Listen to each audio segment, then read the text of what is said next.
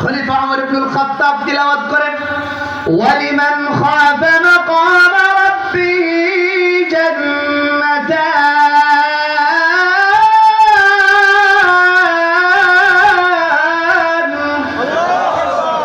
যারা আল্লাহর সামনে দাঁড়ায় জবাবদিহিতার ভয়ে কোনো গুনাহ ছেড়ে দেয়, অন্তরের ভেতরে আল্লাহর ভয় যারা ঢুকায় দেয়, যারা চুরি করতে গেলেও আল্লাহর ভয়ে চুরি করে না, যারা ডাকাতি করতে গেলেও আল্লাহর ভয়ে ডাকাতি করে না, যারা জিনা করতে গেলেও আল্লাহর ভয়ে জিনা করে না, যারা চাঁদাবাজি করতে গেলেও আল্লাহর ভয়ে চাঁদাবাজি করে না, যারা চুরি চামারি টেন্ডারবাজি করতে গেলে আল্লাহর ভয়ে টেন্ডারবাজি আর চাঁদাবাজি করে না, আল্লাহ রাব্বুল আলামিন বলেন আমার ওই বান্দার জন্য আমি আল্লাহ দুইটা জান্নাতের ব্যবস্থা করে রেখেছি।